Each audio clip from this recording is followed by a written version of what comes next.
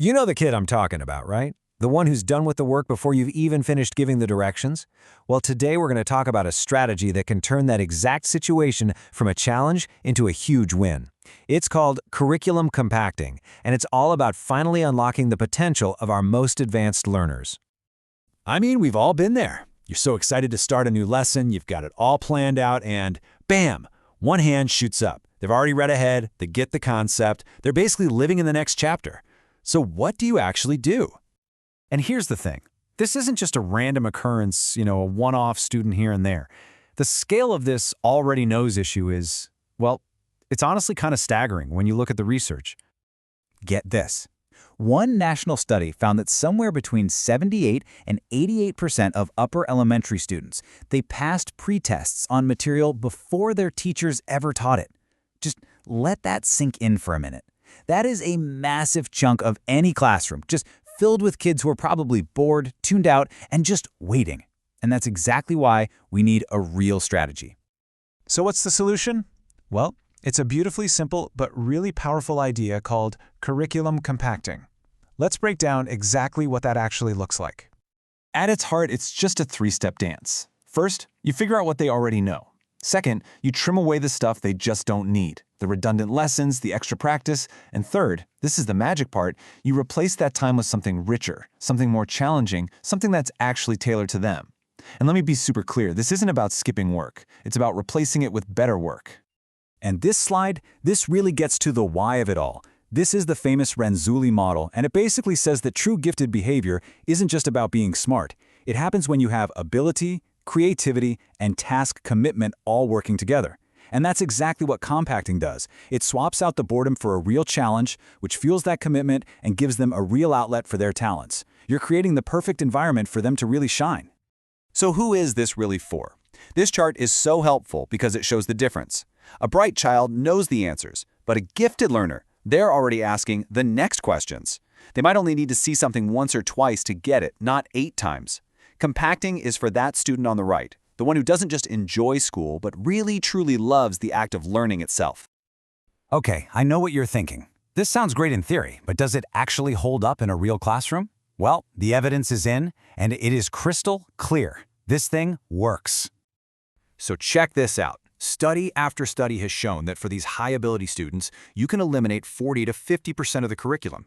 That's almost half. And the result? Absolutely zero negative impact on their test scores. Think about all that classroom time you could get back for something so much more meaningful.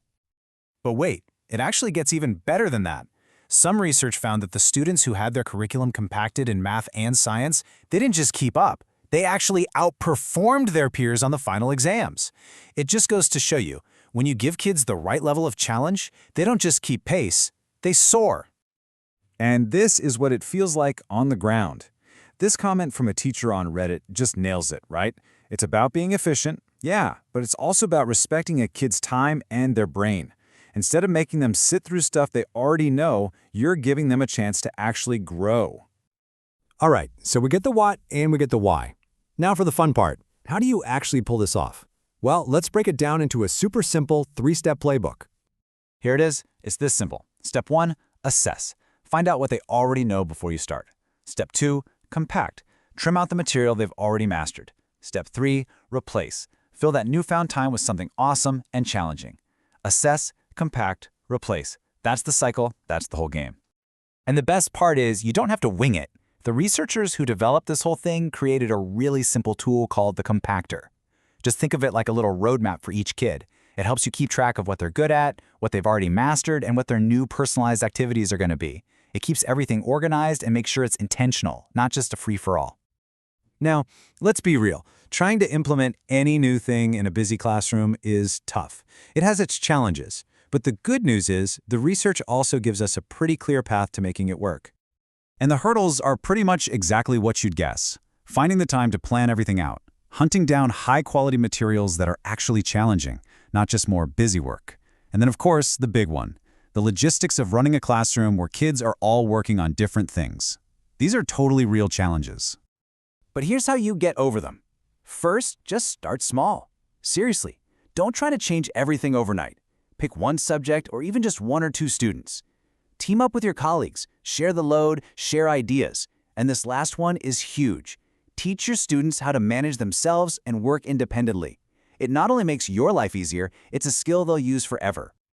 I want to end on what might be the most crucial point of this whole conversation, and it's captured perfectly in this teacher's comment.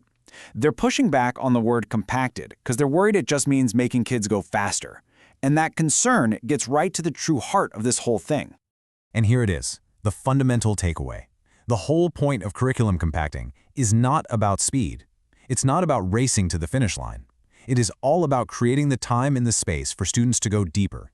It's about swapping out repetitive busy work for real, meaningful, complex investigation. So I'll just leave you with this final question. Think about those students, the ones who are always done first, the ones who seem a little bored, the ones asking questions that nobody else is even thinking about yet. How much incredible, untapped potential is just sitting right there in your classroom, waiting for a chance to really dig in and go deeper? The answer could honestly change a life.